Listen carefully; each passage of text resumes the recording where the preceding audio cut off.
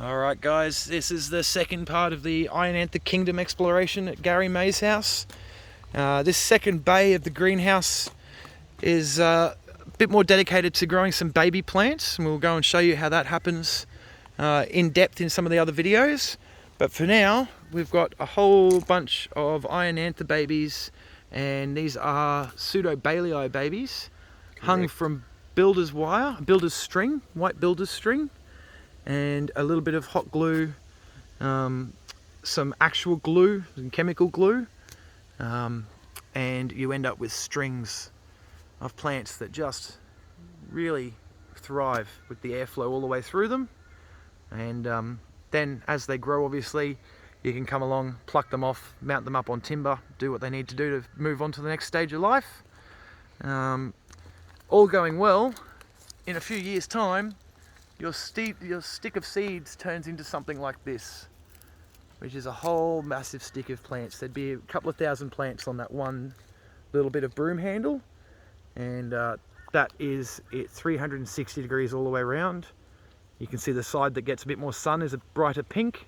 The side that sits into the greenhouse is a green.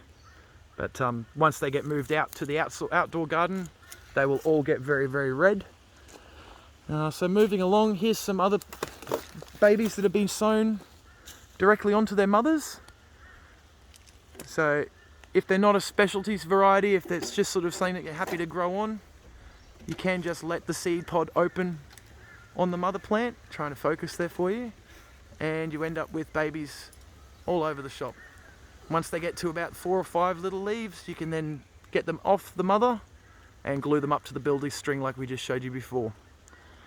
So these are Ironanther variety stricta at the bottom, and then you'll see midway there's a bit more variation, and these are another Ironanther. I haven't got a name on them, so I apologise, but at the back here we've got hand grenade, which are a different, they're a more red Ironanther and a little bit larger than the others. So this could very well be a hand grenade. These probably are too. I just need to label things a bit better. That's one of my many flaws. And you see more baby sticks all the way down there. Yeah, these are just glued onto dowel, wooden dowel, back when they were 5 leaves old. And yeah, they're quite happy growing on there. Of course, the glue is only a temporary fixture. Once they start growing, the roots find the timber and wet themselves on there incredibly well. So you can see in here, I'll try and stop this one from moving and give you a focus.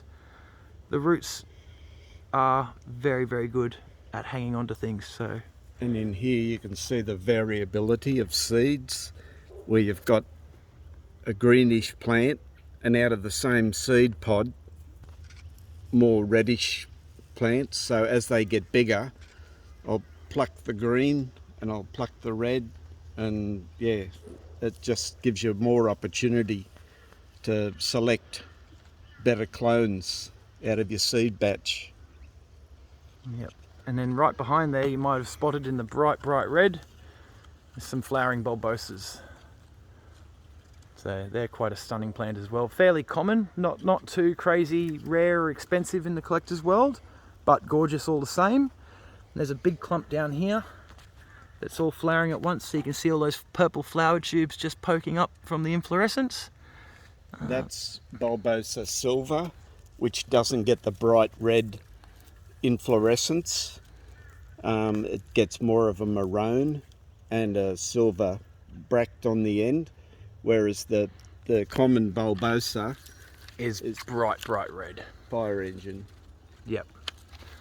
So again, variability within the species themselves, one of my favourite traits here. It always keeps life interesting.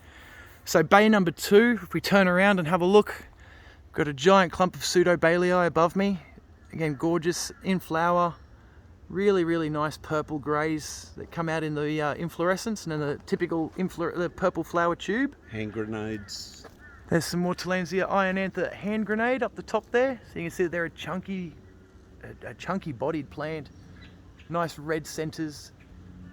Definitely different form to your normal Ironanther everywhere. So we'll move through here a bit further. Got some more Ionantha fuegos, which are, as I said, Gary's specialty in an earlier video.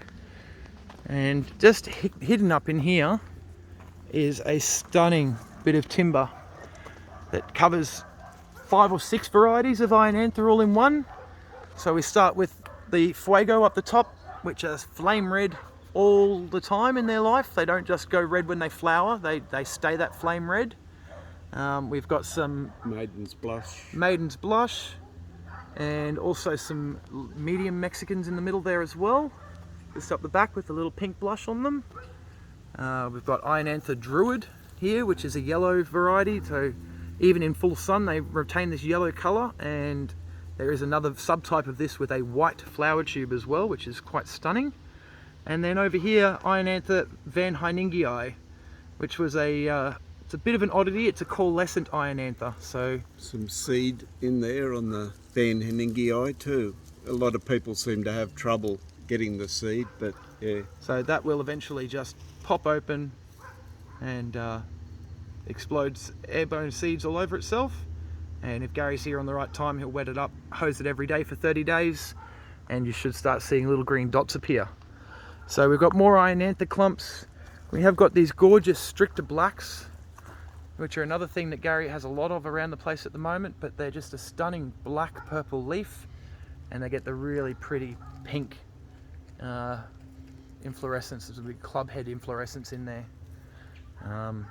Some special ones, there's Ionantha Peanut. There's another little peanut baby on the top there. It's very hard to focus on because it's so small. And there's a Stricta green. So that's the same species of plant, both Stricta. This is the green and this is the black.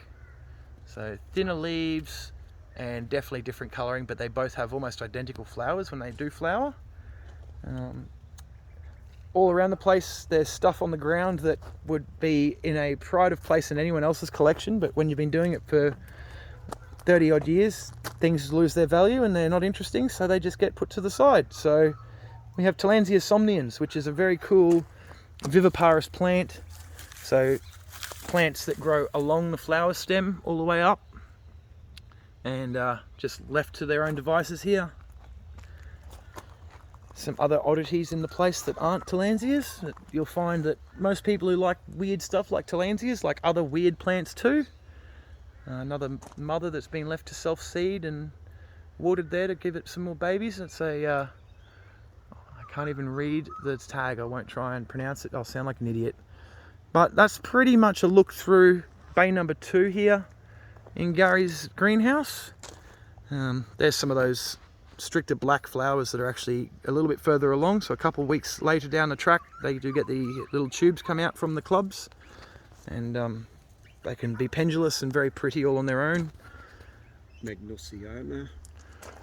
Oh, and one last thing to mention, yeah, beautiful Magnusiana. So this is a real collector's plant. It's not something you see very often.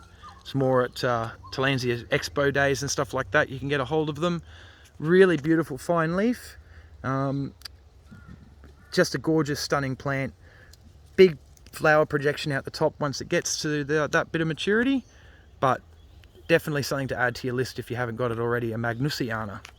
Alright, well that's all for bay number 2. Hopefully you've enjoyed it, and we'll keep moving on.